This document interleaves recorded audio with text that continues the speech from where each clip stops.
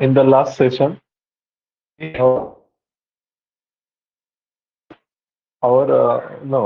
have completed this no. Okay.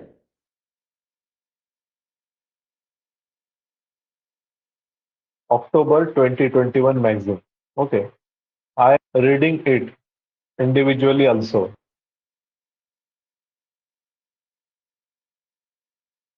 Then it become for difficult to catch points. Okay.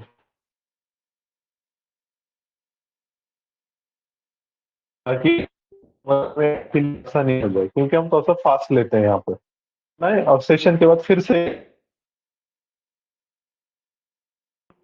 Your voice is breaking, sir. आपकी आवाज cut रही है sir. we will start.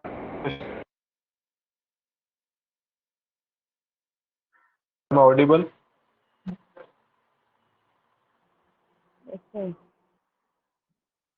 अच्छा audio video दोनों आ रहा है ना? हाँ, अभी आ रहा है सर. हाँ ओके ठीक.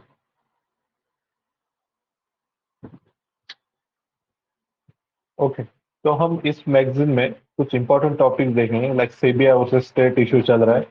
एंटी डिफेक्शन लॉ भी न्यूज में था. इसी तरीके से आईएमएफ में रिफॉर्म की बात चल रही है. कुछ नए स्कीम्स भी लॉन्च हुए हैं लाइक गति शक्ति योजना. उसको भी हम डिस्कस करेंगे. और बीएसएफ का ज्यूरिडिक्शन भी बढ़ाया गया था बॉर्डर सिक्योरिटी फोर्स का. पहले 15 किलोमीटर रहता था उसको 50 किलोमीटर किया गया. उस पर भी कंट्रोवर्सी चल रही थी. कार्टाजेना नागोया प्रोटोकॉल भी न्यूज में है.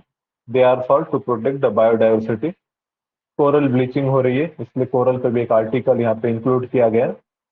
E15 नाम का फ्यूल है. याद रखना थोड़ा कंफ्यूजन होगा. वो बोलेगा E15 फ्यूल किससे रिलेटेड है.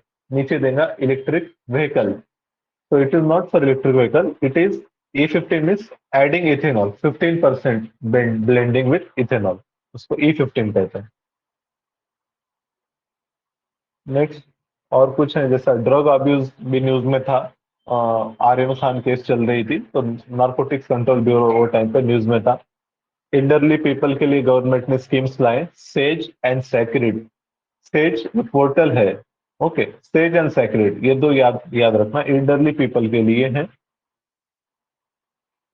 वर्ल्ड की first anti malarial vaccine WHO ने रिकमेंड की है. उसका नाम है मॉस्क्यूरिक्स.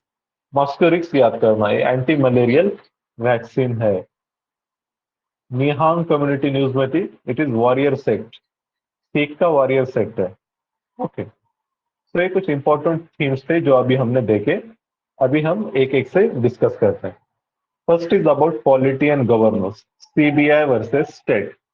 ओके हमको पता है कि CBI is acting as a tool of central government to curb this political dissent or to have action against the opposition parties. In such a case, we need to have this. Remember this article 131. Article 131 क्या है. Original and exclusive jurisdiction of supreme court. अगर centre और state में झगड़ा हो रहा है या फिर कोई दो स्टेट में झगड़ा होता है तो वो जाएंगे सुप्रीम कोर्ट के पास. इसलिए इसको ओरिजिनल कहता है. ओरिजिनल मतलब directly you are going to supreme court. And exclusive exclusive इसलिए कि कोई other court can not take this case. तो इसलिए इसको हम एक्सक्लूसिव और ओरिजिनल जुरिडिक्शन कहते हैं. हाल ही में वेस्ट बंगाल ने क्या हाल ही में नहीं बहुत पहले ही वेस्ट बंगाल ने क्या किया था. जनरल कंसेंट जो दी गई थी सीबीआई को to investigate cases in the state उसको विड्रॉ कर ली थी. और इसको फॉलो किया बहुत सारे स्टेट ने लाइक महाराष्ट्र पंजाब राजस्थान. ये लोगों ने भी इसको फॉलो किया. ओके तो यहाँ पर सीबीआई के बारे में थोड़ा सा स्टैटिक वाला पार्ट हमको बता रहना चाहिए. सीबीआई को बनाया गया 1964 में on the recommendation of Santhanam committee. It is neither a statutory body nor constitutional body. Okay, it is the main investigation agency of central government. रहता है उसको अपॉइंट करते हैं. उसके लिए एक सिलेक्शन कमेटी रहती है. उसमें रहेंगे prime minister, leader of opposition in Lok Sabha और चीफ जस्टिस ऑफ इंडिया और जज ऑफ सुप्रीम कोर्ट. तो ये तीन लोग रहेंगे और ये लोग नॉमिनेट करते हैं सीबीआई डायरेक्टर के लिए. इन्वेस्टिगेशन का प्रोसीजर क्या है यहाँ पर? Central government CBI to investigate such a crime in a state only with the consent of concerned state. अगर स्टेट का कोई क्राइम इन्वेस्टिगेट करना है तो सीबीआई को क्या चाहिए? पहले कंसेंट चाहिए स्टेट गवर्नमेंट की। दूसरी बात, supreme court and high court however can order CBI to investigate such a crime anywhere in the country without the consent of the guest. Without consent of state भी कर सकते हैं, पर उसके लिए सुप्रीम कोर्ट या हाई कोर्ट की permission चाहिए, ऑर्डर चाहिए, तभी कर सकेंगे। तो बहुत सारे स्टेट ने जो कंसेंट थी सीबीआई की निकाल ली, लाइक महाराष्ट्र, पंजाब, राजस्थान और वेस्ट बंगाल। ओके, तो ये सारे चीजें डिस्कशन में थे। तो इसके लिए वे फॉरवर्ड भी दिया जाता है कि सीबीआई को स्टैट्यूटरी रिकॉग्निशन दो, क्योंकि सीबीआई अनडिफाइन है, इसको मतलब कितना पावर रहना चाहिए, अपॉइंटमेंट वगैरह कैसे करना है, मतलब ये एग्जीक्यूटिव के दिन पे है। इसके वजह इसको एक स्टैट्यूटरी स्टेटस दे दो ताकि इसमें क्या एक लिजिटिमेसी आ जाए।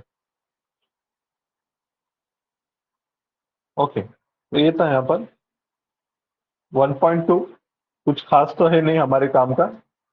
1.3 देखो, इंटरनल पार्टी डेमोक्रेसी। ओके, जैसा हम इंडिया में इलेक्शन कंडक्ट करवाते हैं, इसी तरीके से पार्टी में इंटरनल इलेक्शन भी रहना चाहिए, जिसके जरिए पार्टी का प्रेसिडेंट, उसका सेक्रेटरी, ट्रेजरी, ये सारे पोस्ट, कैंडिडेट का सिलेक्शन वगैरह, ये सारे चीजें की जाए। ओके, एक चीज बताना मुझको, क्या political party is the word political party is mention in constitution? इसको किया गया है कि कॉन्स्टिट्यूशन में मेंशन?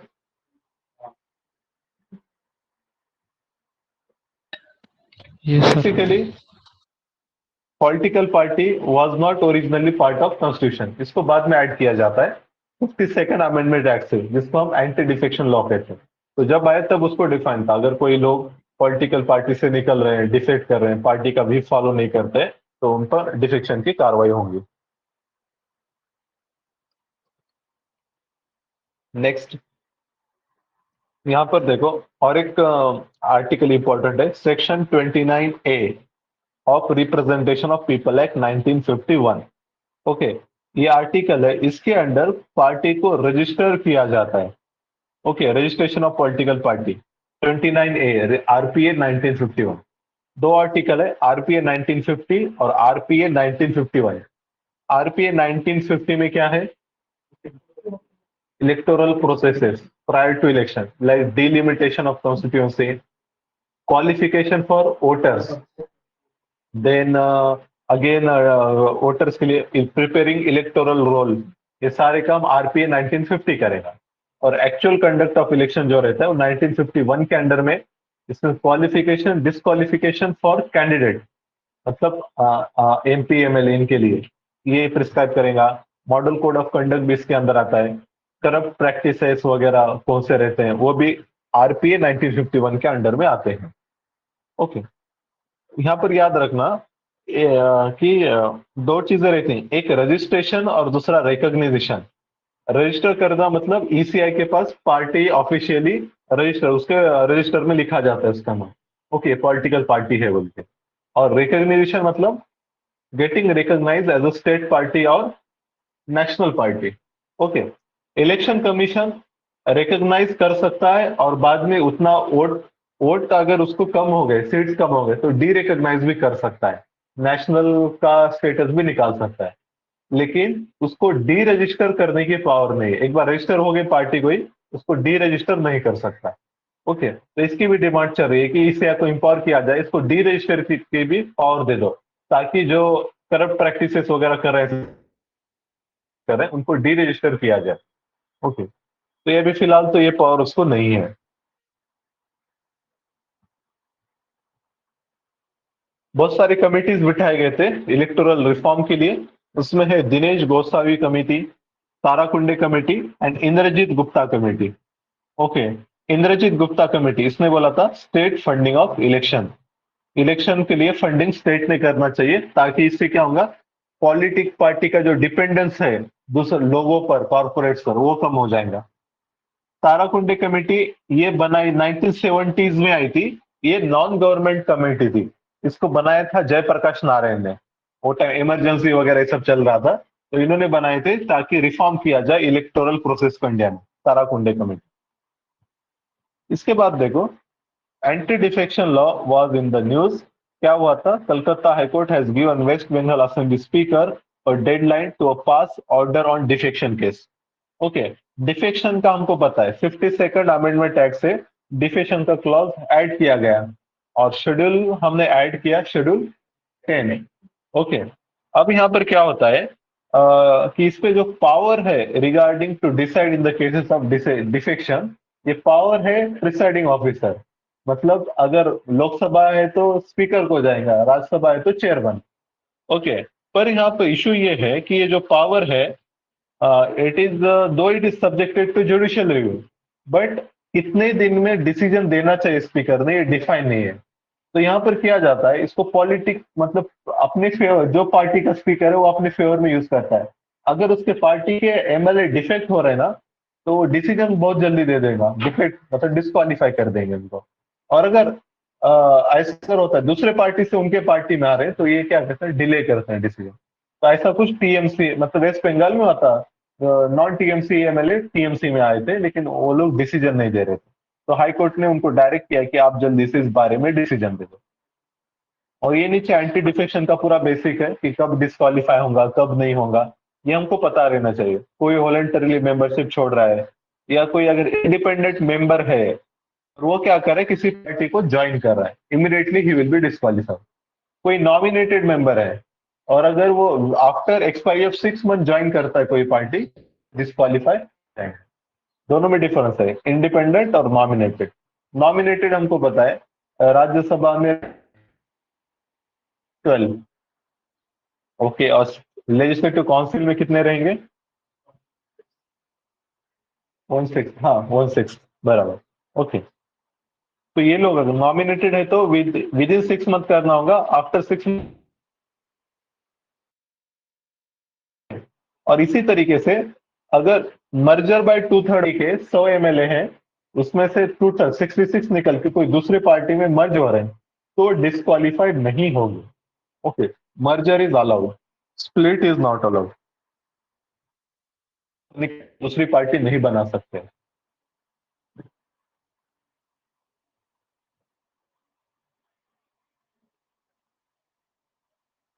इसके लिए एक वे फॉरवर्ड में सेकंड एआरसी ने रिकमेंडेशन दिया है, ये जो पावर है जो स्पीकर को, प्रिसाइडिंग ऑफिसर को दी गई है, ये उनको मत दो, ये दे दो प्रेसिडेंट या गवर्नर को। और वो लोगों ने इसको एक्सरसाइज करना चाहिए on the advice of election commission. Okay, हमको पता है इसके अलावा दूसरे पे ग्राउंड है डिस्क्वालिफिकेशन के, जो आर्टिकल 102 में दिए गए हैं। उसमें बताया ऑफिस ऑफ प्रॉफिट कोई हेल्ड कर रहा है, या फिर आपका देखो इंसॉल्वेंट है, अनडिस्चार्ज इंसॉल्वेंट, अनसाउंड माइंड, ऐसा कोई है, तो तब क्या होगा, तब डिसीजन प्रेसिडेंट ही रहता है, और उसको एडवाइस बाइंडिंग रहता है इलेक्शन कमीशन ऑफ इंडिया का। तो ऐसा कुछ किया जाए।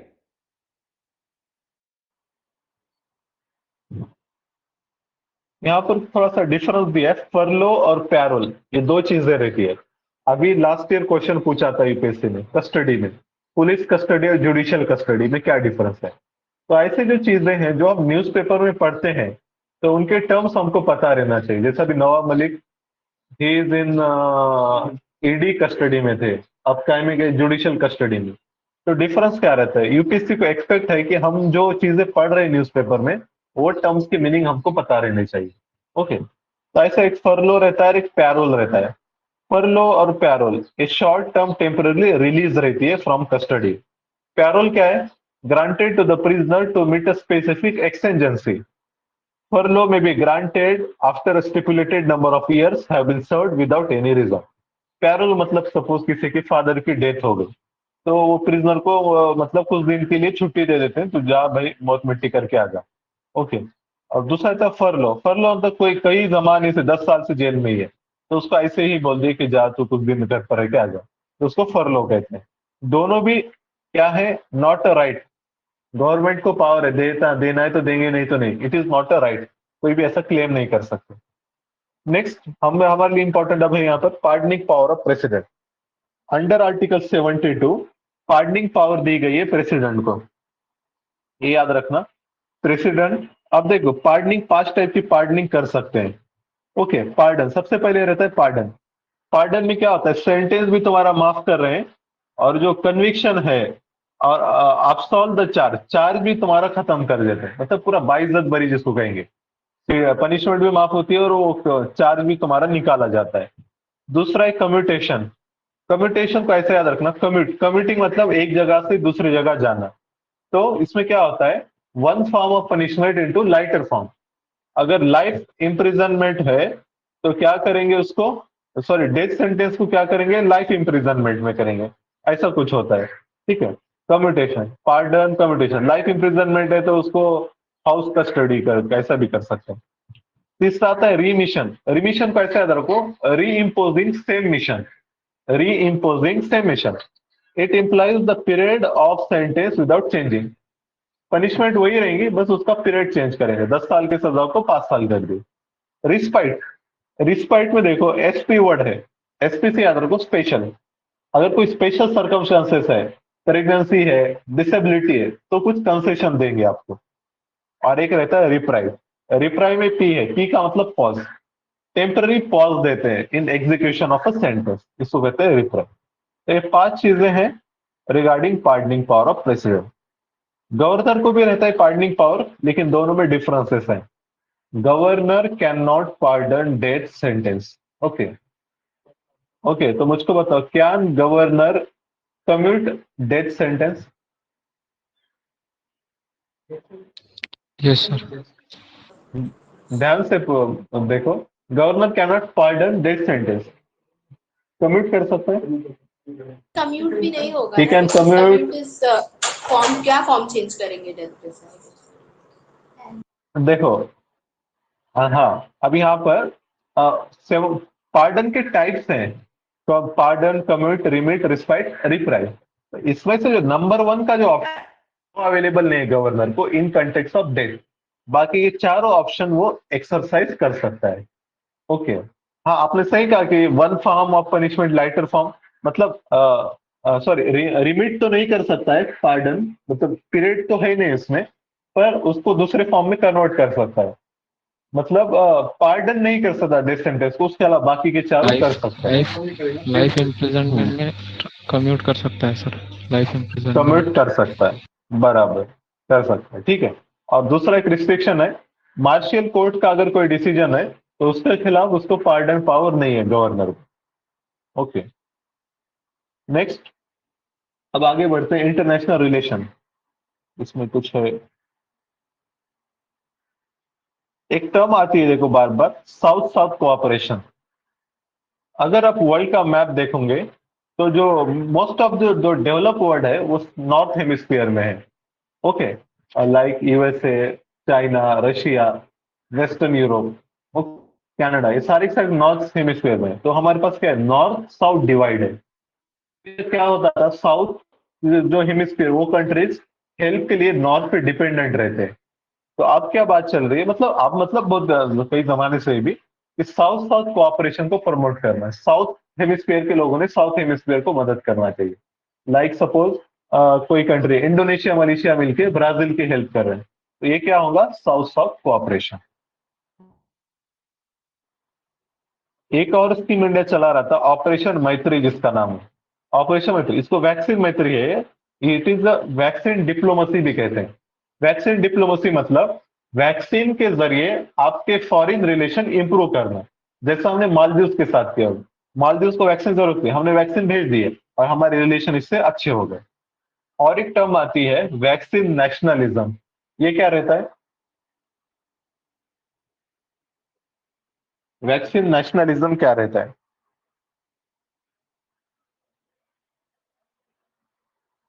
ठीक है, वैक्सीन नेशनलिज्म मतलब आपके कंट्री के वैक्सीन आप खुद के लिए यूज कर रहे, दूसरों को नहीं दे रहे, खुद को प्रायोरिटी दे रहे, तो इसको कहेंगे वैक्सीन नेशनलिज्म। और उसका अपोजिट था वैक्सीन डिप्लोमेसी। ओके, और एक टर्म आती है वैक्सीन हेजिस्टेंसी। तो ये क्या रहता है, लोग वैक्सीन लेने से मतलब कतराते हैं, रिलेक्टेंसी टू टेक अ वैक्सीन। ये याद रखें, 2-3 टर्म्स हैं, मीनिंग पता रहनी चाहिए हमको। India central Asia region news में था। जब भी आयर का कुछ पार्ट पढ़ रहे ना, फर्स्ट थिंग है मैप देख लेने का। सेंट्रल एशिया मतलब इतने सारे कंट्री आएंगे, Kazakhstan, Uzbekistan, Turkmenistan, Tajikistan, Kyrgyzstan. Okay, यहाँ पर ये जो लेक है इसका नाम क्या है? क्या नाम है इसका? अरल अरल अरल सी आई थिंक सर, अरल हाँ, सी सर। ये बराबर, ठीक है। It is on border between Uzbekistan और कजाकिस्तान, ठीक है। यहाँ पर कैस्पियन सी है। I am audible audible now? Sir, आ रही है सर, आ रही है। ओके, हम लोकेशन देख रहे थे। Aral sea, it is located in between Kazakhstan and Uzbekistan. Okay, Caspian sea, इसका ऐसा ही कुछ निमोनिक है। गुरबत, गुरबत है या तारीख है? तारीख है शायद, TARIK। ओके, तारीख। Turkmenistan, Azerbaijan, Russia, Iran and Kazakhstan. Okay, Caspian sea को बॉर्डर करते हैं। कुछ है इसमें खास? इंडिया तुर्कमेनिस्तान से गैस इंपोर्ट कर रहा है और उसके लिए हमने एक पाइपलाइन बना रहे हैं। Turkmenistan, Afghanistan, Pakistan, India pipeline, इसको हम तापी पाइपलाइन कहते हैं। वर्ल्ड में और कुछ फेमस पाइपलाइन है जिनके नाम हमको पता रहने चाहिए। ओके, एक है पावर ऑफ साइबेरिया। ये कहां पर है? नाम से गेस कर सकते हैं? जाएगा और क्या? Russia to China. Okay, Russia to China. USA में भी मतलब फेमस पाइपलाइन है, उसका नाम है बिग इंच। बिग इंच, ये है यूएसए में, ये नाम याद रखो। ये गैस की पाइपलाइन है। ओके, और ये तो आपको पता ही रहेंगे। अब एक नॉर्ड स्ट्रीम, ये कहाँ पे? Nord stream, Russia and Europe sir. Russia से गैस सप्लाई होगा यूरोप को, और ये जाती है नॉर्थ सी से, बाल्टिक सी। ओके, बाल्टिक सी में जाती है। ओके,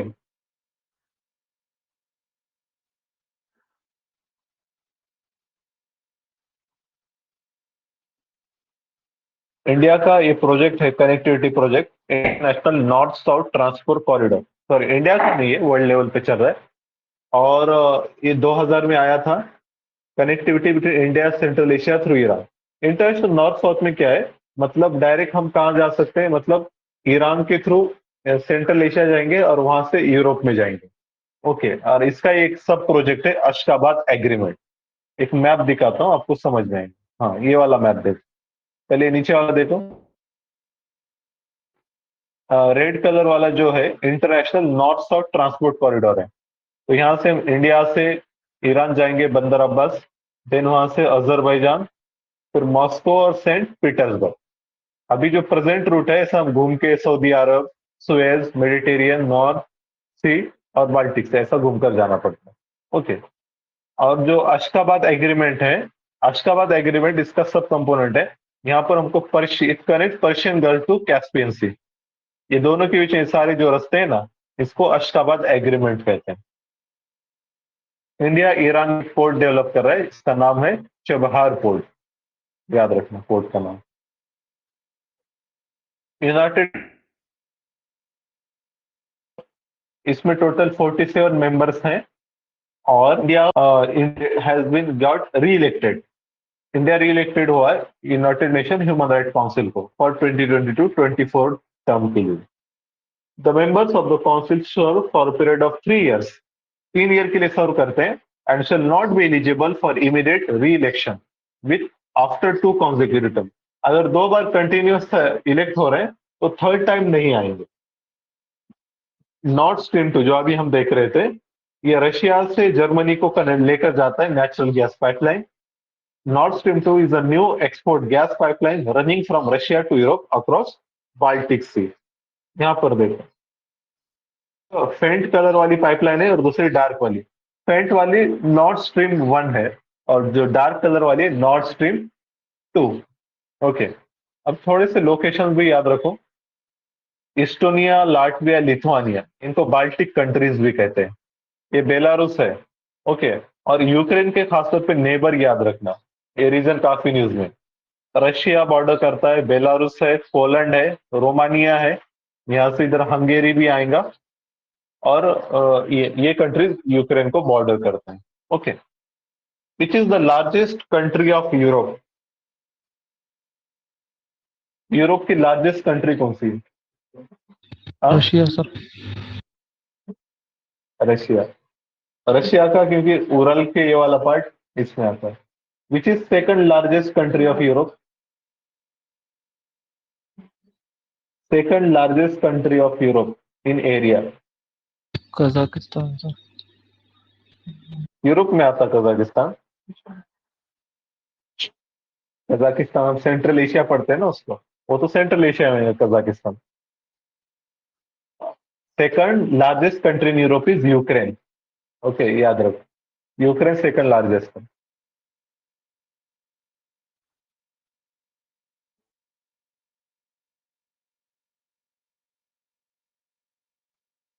ओके,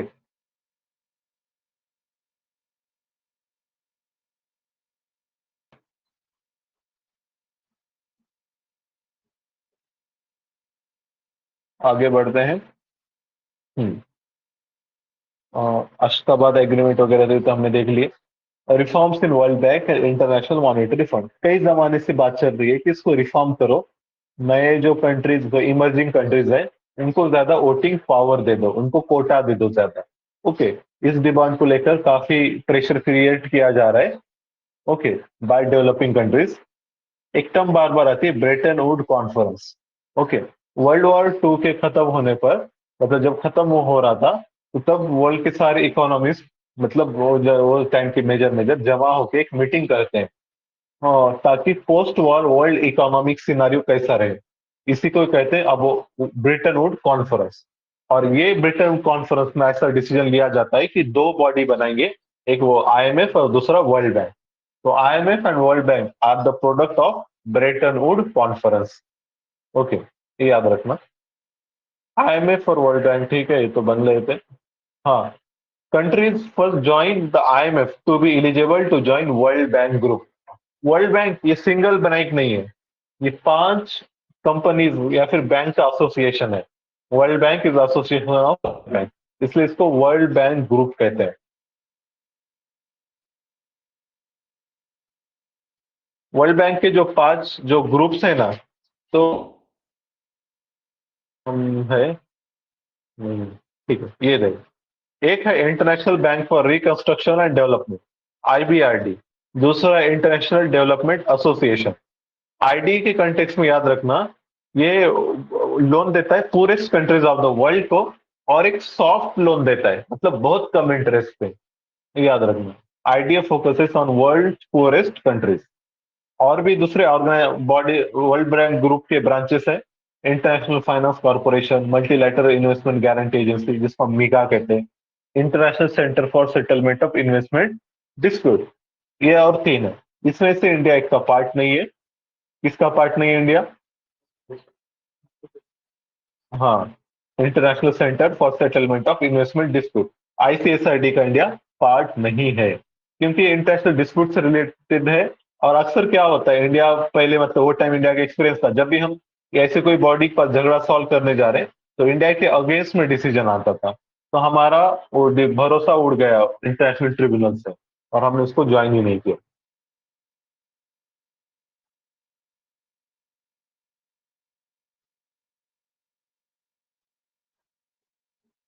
जो कोटा रहता है आईएमएफ का, ये 4 चीजों पे डिपेंड करता है। आईएमएफ में कोई भी जो कंट्री का कोटा रहेगा, एक तो है GDP, 50% weightage GDP, openness 30%, economic variability 15%, and international reserve 5%।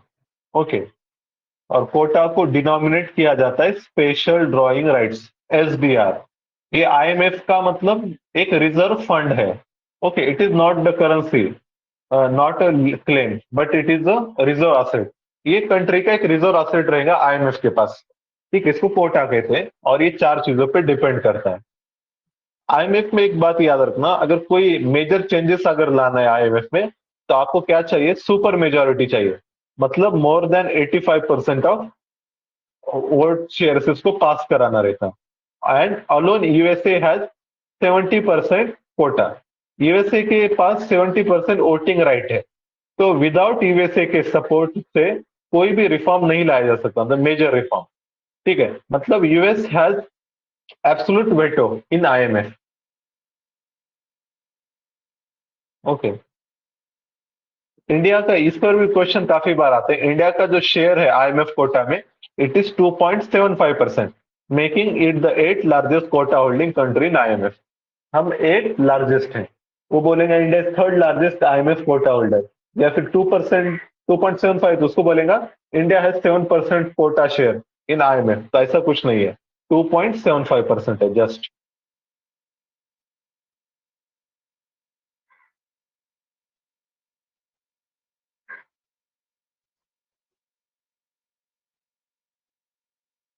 ये जो आर्टिकल है इकोनॉमिक इनइक्वालिटीज के ऊपर है।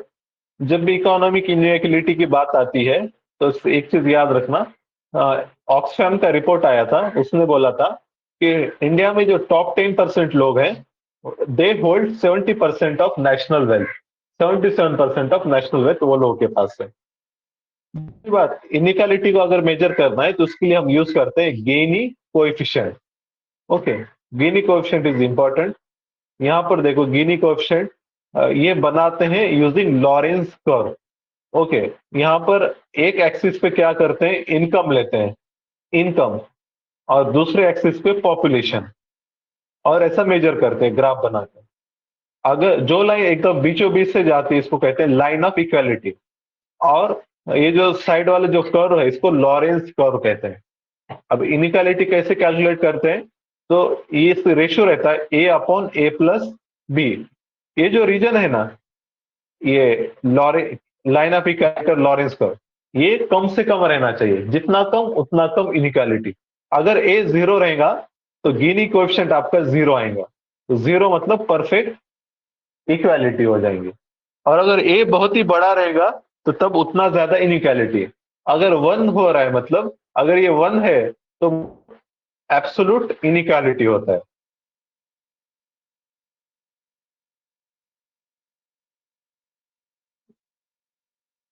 कुछ और को होमवर्क करना है। फॉर एग्जाम्पल, एक आता है कुजनेत कर्व। कुजनेत कर्व ये क्या बताता है, इसको ऐसे याद It's रखो, about केजीएन। कुजनेत कर्व आप केजीएन से याद रखो। It is relationship between growth and inequality. N से इनइक्वालिटी ऐसे याद रखो, इनइक्वालिटी और ग्रोथ। वो क्या कहेंगे, जैसे जैसे इकोनॉमी ग्रोथ होता है पहले इनइक्वालिटीज बढ़ते हैं, उसके बाद एक पर्टिकुलर लिमिट के बाद इनइक्वालिटी कम होते हैं। ओके, फिर दूसरा है आपका लैफर कर्व। लैफर कर्व के लिए mnemonic Laffer, T for tax revenue, और दूसरा है tax rate. Tax rate versus tax revenue. Okay, अब यहां पर कैसा रहता है, अब आपको लगेगा अगर कंट्री अगर ज्यादा इंटरेस्ट टैक्स चार्ज करती है तो नहीं होता है। ओके, अगर सपोज इनकम टैक्स हमारे पास तो गवर्नमेंट परसेंट का, तो में से 80 रुपए गवर्नमेंट को ही देना है तो हम कमाए क्यों। लोग फिर क्या करते हैं, प्रोडक्शन भी कम कर देते हैं, या फिर टैक्स क्या करेंगे, कंसील करेंगे मनी को, बता। ओके, तो एक ऑप्टिमम लिमिट रहती है, उतना ही टैक्स रहना चाहिए। उससे अगर ज्यादा अगर आप करते हो तो आपको उतना इनकम नहीं मिलेगा। तो इसको लैफर कर्व कहते हैं, लैफर, कुजनेत। और एक आता है आपका फिलिप्स कर्व। फिलिप्स कर्व क्या रहता है, ये तो फेमस है, about inflation, sir. Unemployment, inflation and unemployment. Okay, इसको याद कैसा रखेंगे, यूपीआई। यूपीआई ये वर्ड याद रखना, U for unemployment, P for Phillips, I for inflation. Inflation जैसा बढ़ता है उसी तरीके से क्या होगा, अनएम्प्लॉयमेंट कम होगा। ओके, ये याद रखो, unemployment, Phillips curve. Okay, next है हमारा capital account convertibility. Capital account हम हमेशा पढ़ते हैं balance of payment. Balance of payment जो रहता है कंट्री का, उसमें दो चीजें रहती है, एक रहता है करंट अकाउंट, दूसरा कैपिटल अकाउंट। करंट अकाउंट में ट्रेड आता है, trade in goods, trade in services और ट्रांसफर्स। ट्रांसफर मतलब जो पैसा रिमिटेंसेस वगैरह हमारे पास आ रहे हैं, हम बाहर के लोगों को दे रहे हैं, तो ये चीजें करंट में आएंगी। और कैपिटल में क्या आता है, बाहर से जो एफडीआई एफआई वो सब आ रहा है, इन्वेस्टमेंट, वो करंट कैपिटल में आएगा। लोन भी जो ले रहे हैं हम, वो भी कैपिटल में आता है। इसी तरीके से एनआरआई डिपॉजिट, एनआरआई लोग अपने बैंक्स में वगैरह डिपॉजिट रखते हैं, तो उसको एनआरआई डिपॉजिट भी क्या है, इसमें आते हैं, कैपिटल अकाउंट में आते हैं। ओके, ये हो गया। अब देखो यहाँ पर दो चीजें हैं, एक है investment, foreign investment capital account में है, और investment income is in current account. तो डिफरेंस क्या है, इन्वेस्टमेंट मतलब सपोज बिल गेट्स ने क्या किया, बिल गेट्स ने suppose 1 million dollar Bill Gates ने इंडिया में इन्वेस्ट किया, तो ये आएगा कैपिटल अकाउंट में। अब ये 1 मिलियन डॉलर पे उसको 10 लाख डॉलर का बेनिफिट साल, तो जो 10 लाख है वो आएंगे करंट अकाउंट में, रेवेन्यू उसको हर साल मिलेगा ना। ओके, जो इन्वेस्टमेंट पे इनकम आ रहा है वो हो जाएगा अपना करंट में, ये याद रखें, जिसको हम इंटरेस्ट भी कह सकते हैं, डिविडेंड भी कह सकते हैं। ओके, तो अभी जब हमारे पास क्या सिस्टम है, करंट अकाउंट पे टोटल कन्वर्टिबिलिटी है। ओके, हम मतलब कितना भी ट्रांसफर कर सकते हैं, कितना भी, मतलब एक कन्वर्टिबिलिटी क्या रहता है, ability to convert domestic currency into foreign currencies and vice versa to make payments for the balance of payment transaction. Goods वगैरह आपको खरीदना है तो आप कितना भी खरीद सकते हैं। ओके, 100% ओपन है, पर कैपिटल अकाउंट 100% अभी ओपन नहीं है। फॉर एग्जाम्पल, जैसा आप सुनते होंगे कि गवर्नमेंट ने इंश्योरेंस कंपनी पे अब एफडीआई क्या कर दिया, डायरेक्ट एफडीआई अलाउ कर दिया 74%। मतलब जो बचा हुआ 26% है वो through government rule, government rule मतलब गवर्नमेंट चेक करेगा पहले फिर अलाउ करेगा। तो इसका मतलब क्या हो गया कि अभी रिस्ट्रिक्शन है, फुल्ली कन्वर्टेबल नहीं है। तो एक कमेटी हमने बिठाए थे जिसका नाम है तारापुर कमेटी। इसने कहा था कि हमको क्या करना चाहिए, capital account convertibility fully allow करना चाहिए after fulfilment of certain benchmark like fiscal deficit, inflation और एनपीए। ये सारी चीजें अगर स्टेबल हो जाते हैं तो हमको अकाउंट कन्वर्टिबिलिटी करनी चाहिए। ओके, आगे बढ़ते हैं।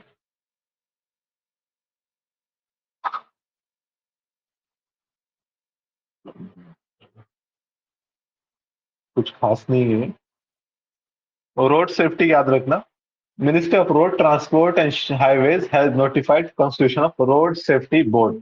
एक रोड सेफ्टी बोर्ड बनाया गया, ये क्या करेगा, formulate specific standard for road safety, traffic management, road construction, capacity building और ये सब करेगा। और ये प्रमोट करेगा गुड समैरिटन। गुड समैरिटन ये टर्म इंपॉर्टेंट है, इथिक्स में यूज कर सकते हैं। मतलब अगर किसी का एक्सीडेंट हो गया तो वहां के जो पासर बाय हैं वो लोगों ने क्या करना चाहिए, वो इंजर्ड आदमी की हेल्प करना चाहिए, उसको हॉस्पिटलाइज करना चाहिए।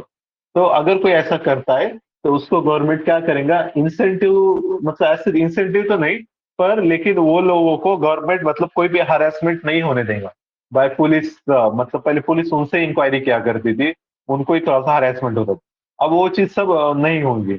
ओके, इसको कहते हैं गुड समैरिटन, जो लोग हेल्प करते हैं एक्सीडेंट विक्टिम को। वर्ल्ड बैंक का रिपोर्ट है, in 1% of world's vehicle but account for 11% of all road accident. 1% global vehicle है लेकिन 11% एक्सीडेंट वर्ल्ड के इंडिया में होते हैं। रोड सेफ्टी के लिए अभी एक डिक्लेरेशन आया था, स्टॉकहोम डिक्लेरेशन 2020। इसमें क्या इंडिया ने कमिट किया है to bringing down fatalities from road accident by 50% by 2030। Okay, Stockholm declaration याद रखना। इससे पहले और एक पुराना था, ब्राजीलिया डिक्लेरेशन, ये था 2015 में। और जो स्टॉकहोम आया है ये है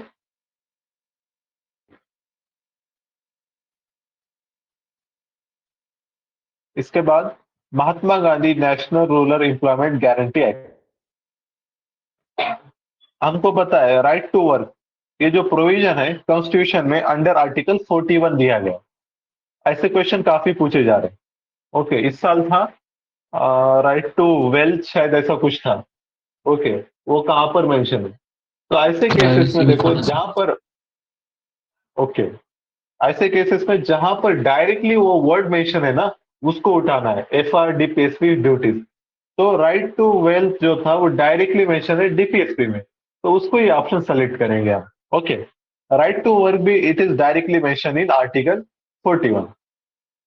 और जो मनरेगा है इसमें हम क्या कर रहे हैं, it provide at least 100 days of guaranteed wage employment in a financial year to every rural household whose adult member volunteer to do unskilled manual work। Government के जो स्कीम्स रहते हैं वो दो टाइप के रहते हैं। एक है आपका वेज एम्प्लॉयमेंट और दूसरा रहता है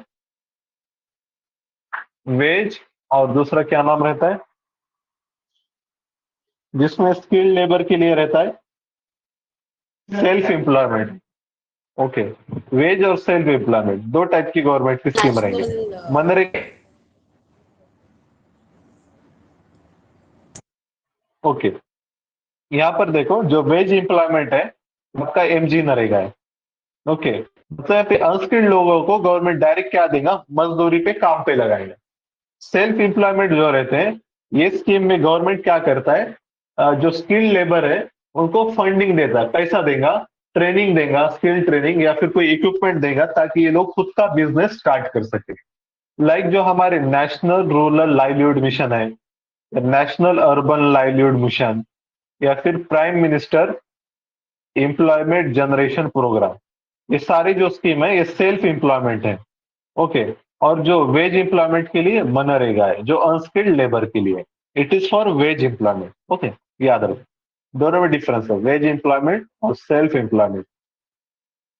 क्लॉजेस इंपॉर्टेंट है मनरेगा में, work should be provided with in 15 days of the demanding work failing with the worker are entitled to unemployment allowance. जब रजिस्टर करता है तो 15 दिन में आपको काम देना चाहिए। अगर 15 दिन के अंदर काम नहीं देंगे तो अनएम्प्लॉयमेंट अलाउंस आपको देना होगा, unemployment allowance. Second thing, worker should be paid with in 15 days of completion of work. उसकी जो मजदूरी है विद इन 15 डे के अंदर आपको देना है, failing which they are entitled to compensation for the delays. एक बात होगी। Third thing, social audit creates accountability of performance. Social audit इसमें मैंडेटरी है, मनरेगा में सोशल ऑडिट मैंडेटरी है।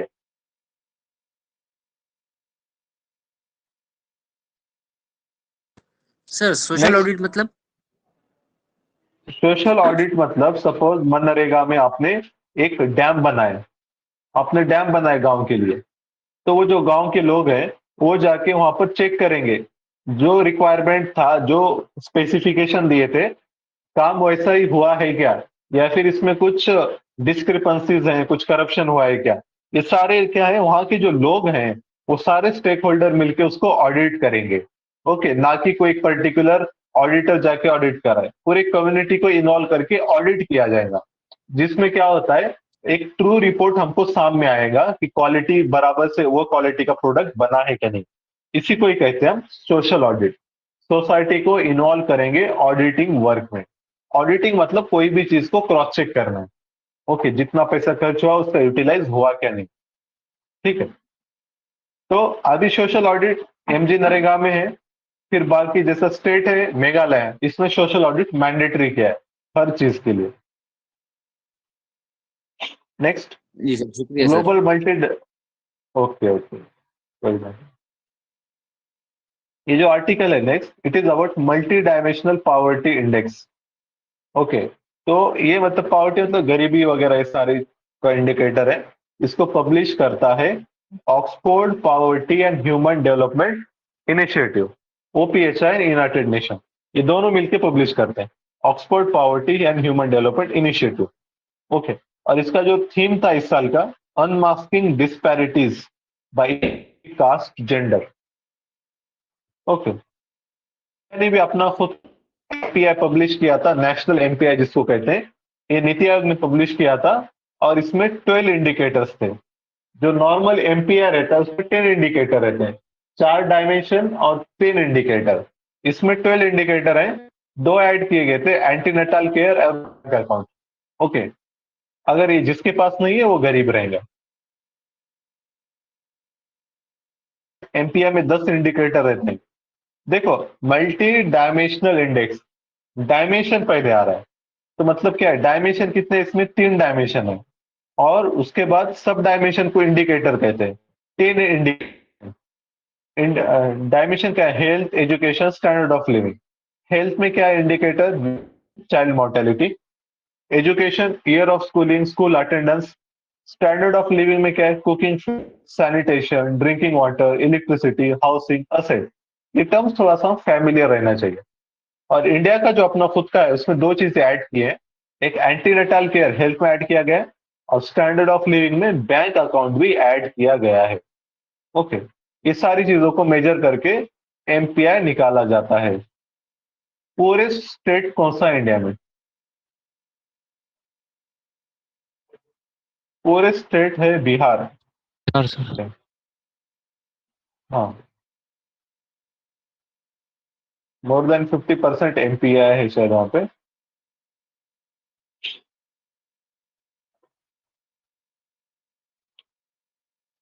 कुछ स्कीम्स हैं, integrated rural development programme, IRDP, as a major self employment scheme.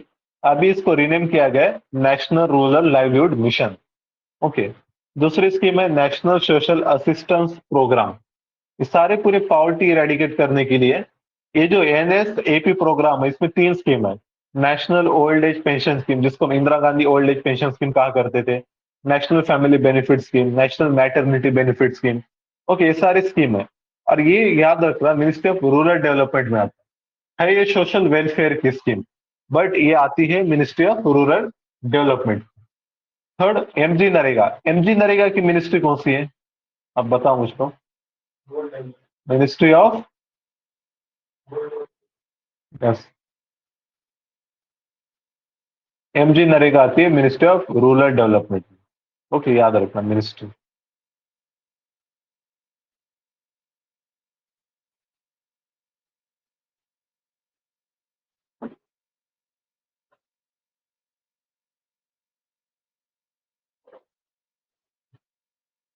एक टर्म है यहाँ पर, ट्रेंच फार्मिंग।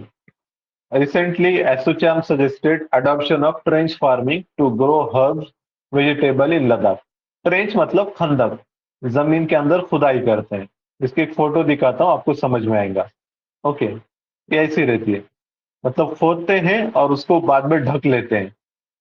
ओके, ऐसा भी रहता है और ऐसा भी रहता है। ये जहां पर ज्यादा बर्फ होता है, स्नोफॉल वगैरह, ऐसे कंट्रीज में इसको यूज किया जाता है, ट्रेंच फार्मिंग को। ओके,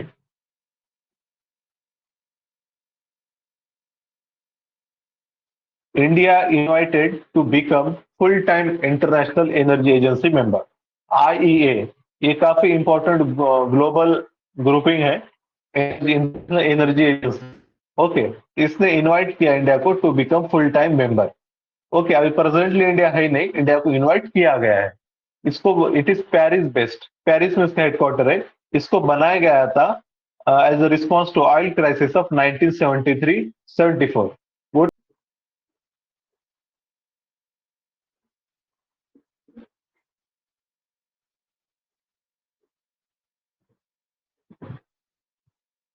ओके, चेक करना, आवाज आ रहा है मेरा अभी?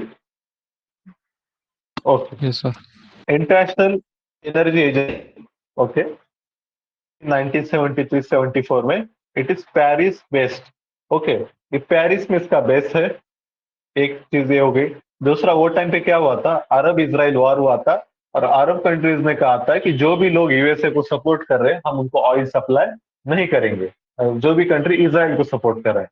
तो इससे क्या हुआ, ऑयल का शॉर्टेज हो गया था, और ऑयल के प्राइसेस मल्टीपल टाइम्स बढ़ गए थे। तो ऐसे कंडीशन में ये आईए बॉडी बनाई गई, सम वेस्टर्न यूरोपियन कंट्रीज और यूएसए, इन्होंने मिलकर, ताकि ये लोग आगे फ्यूचर में क्या है, इनको क्रूड ऑयल डिपेंडेंस कम करना है।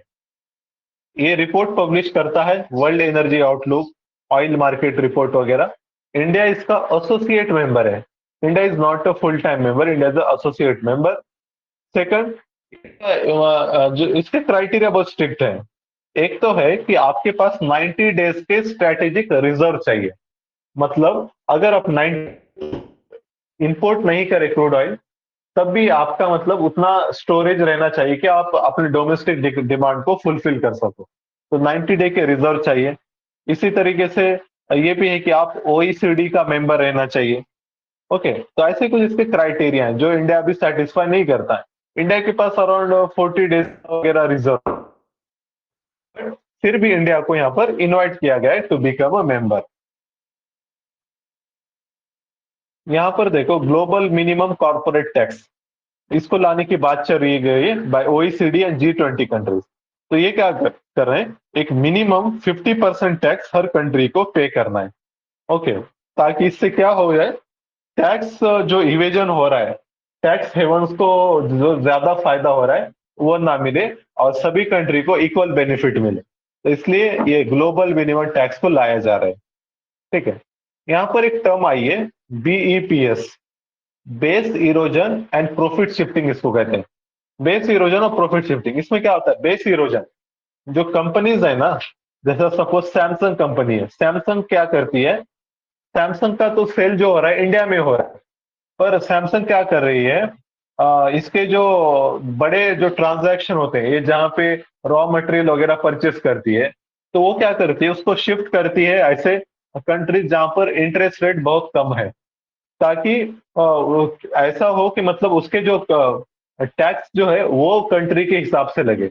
या फिर दूसरा एक तरीका है कि इसका जो रजिस्ट्रेशन है, सैमसंग क्या करेगा, अपनी कंपनी का रजिस्ट्रेशन कोई दूसरे कंट्री में करेगा और बस इंडिया में क्या है, फैसिलिटी तैयार करेगा, प्रोडक्शन यूनिट करेगा, लेकिन बताएगा ओरिजिनली हम जमैका की कंट्री है, केमन आइलैंड से हमारा रजिस्ट्रेशन है। तो जो रजिस्टर रहता है वही हिसाब से उसको टैक्स लगता है। तो इसको कहते हैं बेस इरोजन और प्रॉफिट शिफ्टिंग।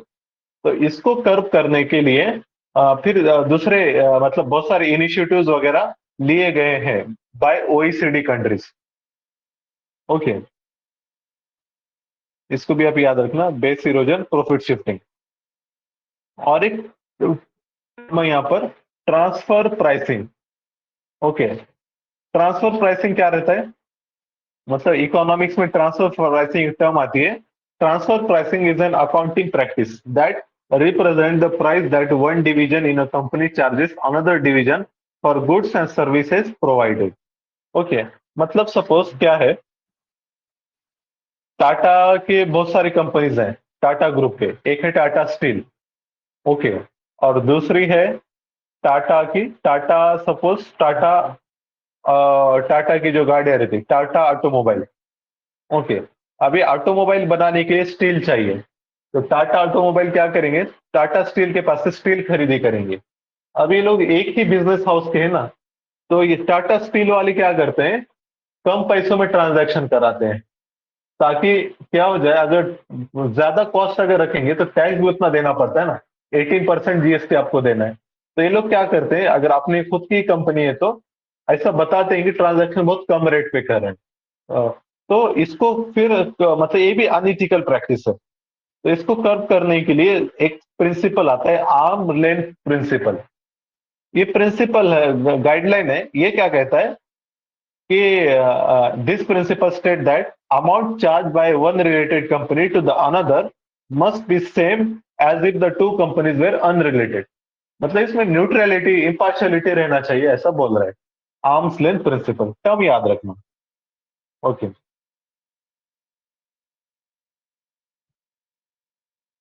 अब सिक्योरिटी में आते हैं हम लोग।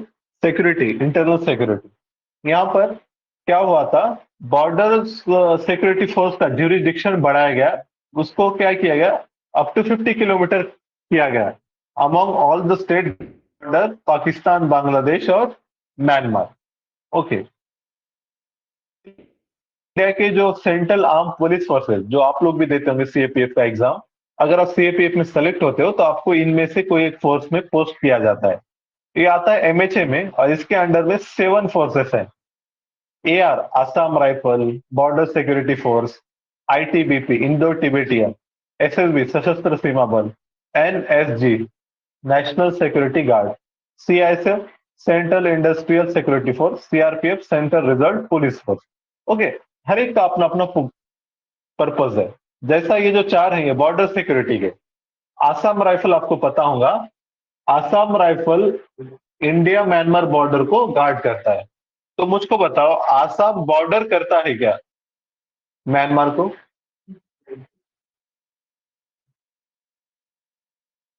Does Assam touch Myanmar? बताओ।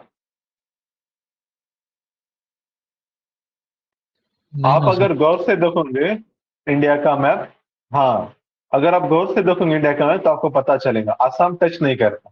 बट वो फोर्स का नाम है पहले से आसाम राइफल। और पहले क्या था, आसाम एक ही स्टेट था पूरे नॉर्थ ईस्ट में, तो इसलिए उसका नाम गिरा, नाम चेंज नहीं किया। ओके। इसके बाद बॉर्डर सिक्योरिटी फोर्स, ये इंडिया बांग्लादेश और इंडिया पाकिस्तान बॉर्डर पर सिक्योरिटी के देता है। ITBP, Indo Tibetan border police, ये इंडिया चाइना के लिए है। एसएसबी, सशस्त्र सीमा बल, ये है इंडिया, ये है नेपाल और भूटान बॉर्डर पे, दोनों के साथ हमारी ओपन बॉर्डर है, इसलिए इसको सुस्त सीमा बल भी कहते हैं। यहाँ पर वो तो कुछ काम वाम ज्यादा कुछ नहीं रहता है। Okay. NSG, National Security guard, तो यहाँ पर क्या होता है, ये वीआईपी की सिक्योरिटी वगैरह ये लोग देखते हैं। CISF, Central Industrial security forces, जो गवर्नमेंट के बड़े पीएसयूज वगैरह हैं या फिर एयरपोर्ट्स हैं रेल, तो ये सारों को सीआईएसएफ सिक्योरिटी देता है। दूसरा CRPF, Central Reserve police forces, ये मतलब किधर भी जहां पे जरूरी है उधर भेजते हैं, राइट्स वगैरह इसको कंट्रोल करने के लिए वगैरह सीआरपीएफ का यूज होता है। ओके। अब क्या हुआ था, बॉर्डर सिक्योरिटी फोर्स ये क्या करते हैं, ये डायरेक्ट बॉर्डर पे नहीं रहते हैं, ये रहते हैं बॉर्डर पे तो अपनी आर्मी रहेंगी, आर्मी नेवी वगैरह वो जो भी लोग हैं, ये थोड़ा सा बॉर्डर के थोड़ा सा अंदर ही रहते हैं इंटीरियर में। और इनका जो ज्यूरिसडिक्शन है इसको बढ़ाया गया, पहले क्या था बॉर्डर से 15 किलोमीटर तक इनका ज्यूरिसडिक्शन, अब इसको बढ़ा के बॉर्डर से 50 किलोमीटर तक कर दिए। ओके। पर हमको तो पता है लॉ एंड ऑर्डर मेंटेन करना ये स्टेट का सब्जेक्ट है और बॉर्डर सिक्योरिटी फोर्स सेंट्रल की अथॉरिटी है। तो इससे क्या हो रहा है, सेंट्रल के ज्यूरिसडिक्शन पे इंक्रोचमेंट हो रहा है बाय सेंट्रल एजेंसी। तो इसलिए कई सारे स्टेट ने इसको क्या किया, अपोज किया, लाइक वेस्ट बंगाल, फिर पंजाब, इन्होंने बोला कि भाई 50 किलोमीटर तक आप बढ़ा रहे हो और ये तो लॉ एंड ऑर्डर का हमारा काम है। ओके। तो ये इश्यू हो रहा था।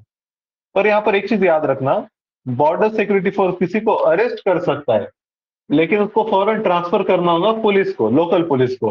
वो इन्वेस्टिग मतलब वो अपने कस्टडी में वगैरह नहीं रह सकता। ओके, बस पकड़ के उसको देना होगा। इसके बाद इंडिया के जो बॉर्डर टच हो रहे हैं ये कंट्री, जिसका सीक्वेंस हमको पता रहना चाहिए, सबसे ज्यादा किससे है, सबसे कम किसके किसके टच करता है। इसका न्यूमेरिक है बचपन में, B for Bangladesh, C for China, P for Pakistan, N for Nepal, M मतलब म्यांमार। ओके, बचपन में ये निमोनिक याद रखना, तुमको समझ में आएगा। इंडिया अफगानिस्तान के साथ बॉर्डर शेयर करता है क्या? Yes, sir. Officially it is there. Okay. Okay, officially with Indian border touches with Afghanistan.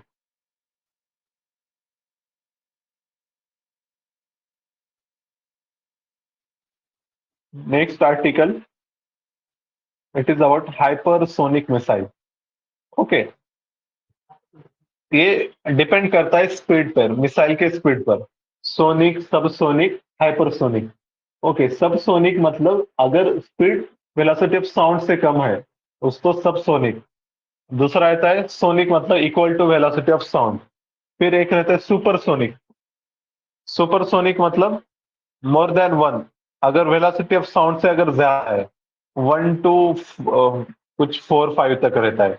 और अगर 5 times ज्यादा है वेलोसिटी ऑफ साउंड से तो इसको हम कुछ कहते हैं हाइपरसोनिक। ओके, 5-6 से अगर ज्यादा रहता है तो मैक नंबर 5 और अबाव को हाइपरसोनिक कहते हैं। तो चाइना ने क्या किया, tested nuclear capable hypersonic glide vehicle that circle the globe before speeding towards it's target. Circle globe, उसकी रेंज देखो फिर कितनी होंगे, वर्ल्ड को पूरा सरकमफरेंस में। ये क्या, अभी हमारा जो हाईएस्ट है, हम 5-6 हजार तक जाता है हमारा अग्नि।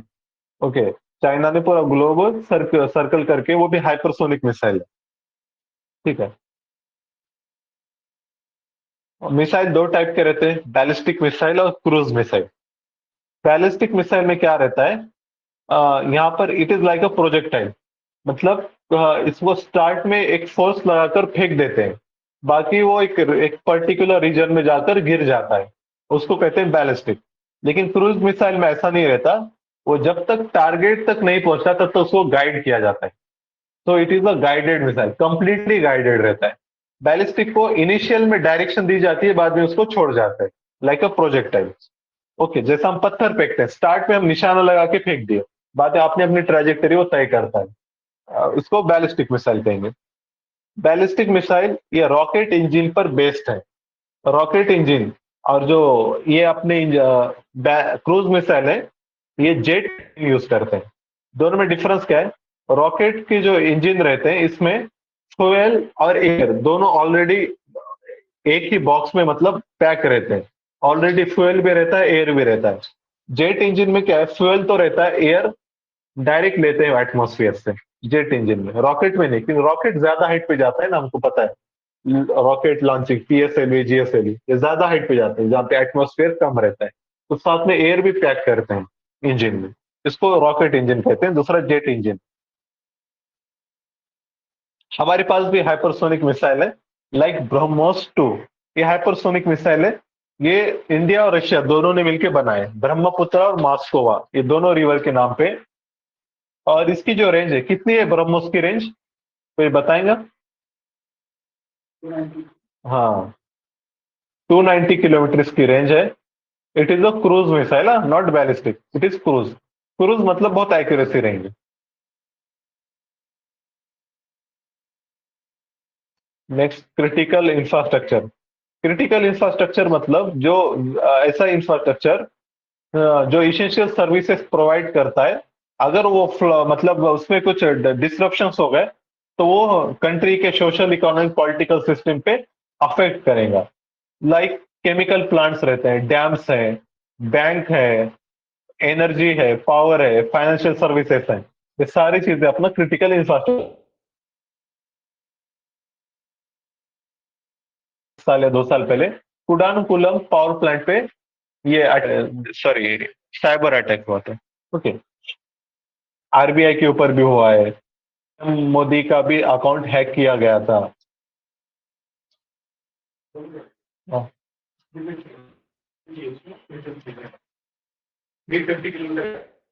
भी ना ब्रह्मोस की रेंज भी हम बढ़ा रहे हैं। एक याद रखना, अभी ब्रह्मोस को हम बेच रहे हैं एक कंट्री को, तो बताएं किससे हमने ब्रह्मोस की डील की है? सर थाईलैंड के बाजू में है, क्या नाम है? Philippines sir. हाँ, फिलीपींस है उसका नाम। ओके, फिलीपींस को हमने बेचा है, ठीक है। नेक्स्ट, और क्या है बाबा यहाँ पे, जो क्रिटिकल इंफ्रास्ट्रक्चर है हमारा, उनको प्रोटेक्ट करने के लिए हमने एक खास से स्कीम ही बनाई है, national critical information infrastructure protection centre. Okay, national critical information infrastructure protection centre. दूसरी और एक बॉडी है, Indian computer emergency response team. तो ये क्या करती है, national nodal agency for responding to computer security incident, ये भी एक बॉडी है। कुछ न्यू प्रोसीजर, डिफेंस का अगर कोई आपको सपोज इंडियन मिलिट्री को टैंक्स चाहिए, तो ये इसको फिर टैंक्स को परचेस करेगा, ये जो परचेस का प्रोसेस है इसको क्या कहते हैं, डिफेंस एक्विजिशन प्रोसीजर। तो इसने क्या किया है, ये प्रमोट कर रहा है डोमेस्टिक मैन्युफैक्चरिंग को, इसको इंडिजिनस कंटेंट कहते हैं। ओके, याद रखें, डिफेंस एक्विजिशन प्रोसीजर। एक सृजन नाम का पोर्टल भी है, जो हमारे आर्मी के लिए जो रिक्वायरमेंट है, जो डिवाइसेस चाहिए, उसको पोर्टल पे रखा जाएगा और डोमेस्टिक मैन्युफैक्चरर को बोला जाएगा कि आप इनको बनाओ। फिर और हम क्या कर रहे हैं, डिफेंस इंडस्ट्रियल कॉरिडोर बना रहे हैं, डिफेंस इंडस्ट्री सेटअप किए जाएंगे। तो ऐसे 2 कॉरिडोर हम डेवलप कर रहे हैं, one in UP, another is in Tamil Nadu, defence corridor बना। कुछ आर्मी एक्सरसाइज न्यूज में, JIMEX between Japan and India, Ajay Warrior India UK, Mitra Shakti India and Sri Lanka मित्र शक्ति, एक है मैत्री। मैत्री शायद वैक्सीन डेवलपमेंट। श्रीलंका ही है। ओके, मैत्री भी देख लेना। ओके, मैत्री प्रोजेक्ट है जो आप बोल रहे हो इंडिया बांग्लादेश का, वो मैत्री प्रोजेक्ट है, वो अलग है। फिर एक आता है युद्ध अभ्यास, इट इज इंडिया यूएसए युद्ध अभ्यास। ओके, इसको पढ़ते रहे, इसको सीरियस मत लो, बस जब भी रेफर करे तो देख लेने का। मैत्री, ओके, मैत्री एक्सरसाइज मैत्री थाईलैंड के साथ है। मैत्री फोर पार्ट गरुड़ा थाईलैंड के साथ, गरुड़ा फ्रांस है, सॉरी गरुड़ा इज फ्रांस।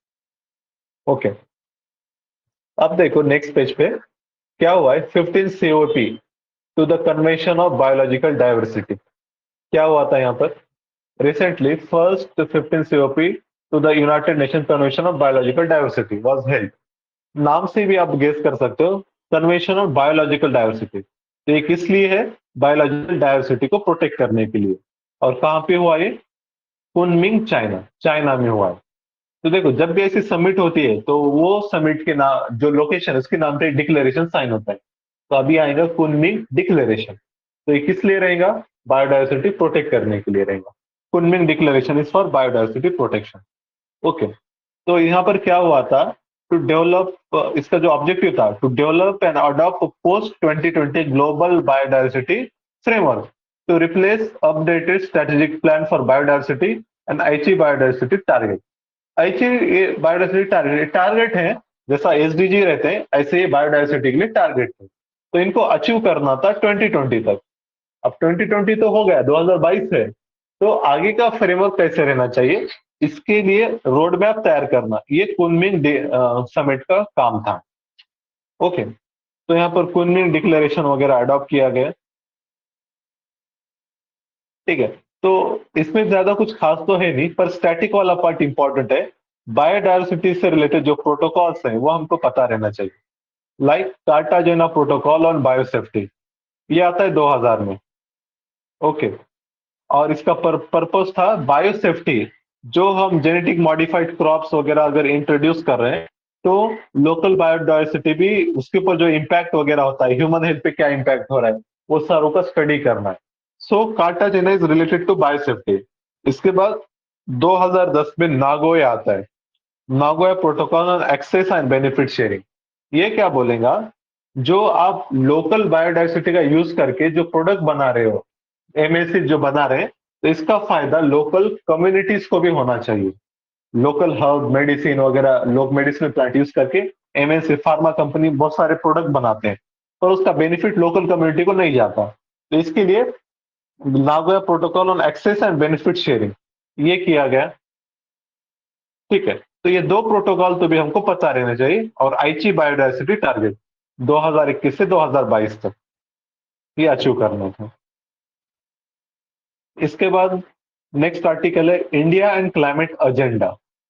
तो यहां पर क्या हुआ है, prime minister of India recently laid out India climate change action plan, जिसको हम पंचमित्र कहते हैं, पंच अमृतम कहते हैं, at ongoing COP26 united nation framework convention to combat climate change. Okay, इसका COP26 जब चल रहा था तो इंडिया ने 5 ऑब्जेक्टिव डिक्लेयर किए, इसको कहते हैं पंच अमृतम। ये पंच अमृतम क्या है ये देख लो, ये इस साल पूछा गया था मेंस में क्वेश्चन, इंडिया के पंच अमृत। तो ये जो पंच अमृत है इसमें हम क्या करना है, नेट जीरो कार्बन इमिशन करना है। कल ही हमने डिस्कस किया था, नेट जीरो मतलब जीरो इमिशन नहीं रहता है, जितने इमिशन हो रहे हैं उसको क्या करना है आपको, स्टोर करके रख दो, स्टोर कर दो, यूटिलाइज कर दो। दूसरा है नॉन फॉसिल एनर्जी, मतलब renewable energy 500 gigawatt by 2030। Third, 50% of energy requirement should be from renewable energy by 2030. Reduce the total projected carbon emission by 1 billion tons from till 2030. And last, reduce the carbon intensity of its economy by less than 45% by 2030. तो ये कुछ इसके objectives हैं। 4 objective bye 2030 तक achieve करना है और एक ऑब्जेक्टिव बाय 2070 तक। जो 2070 वाला है net zero emission, by the year 2070। Okay, ये याद रखना।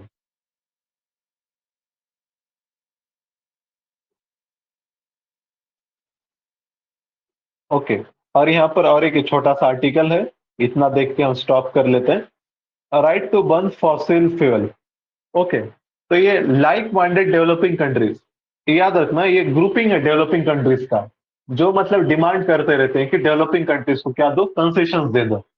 तो इसको लाइक माइंडेड डेवलपिंग, इंडिया भी मेंबर है, पाकिस्तान भी मेंबर है। तो ये क्या बोल रहे हैं कि हमको फॉसिल फ्यूल बंद करने दो। अभी जो पोल्यूशन वगैरह ये सारी क्लाइमेट चेंज हो रहा है, इसके लिए मेनली रिस्पॉन्सिबल डेवलप्ड कंट्रीज है।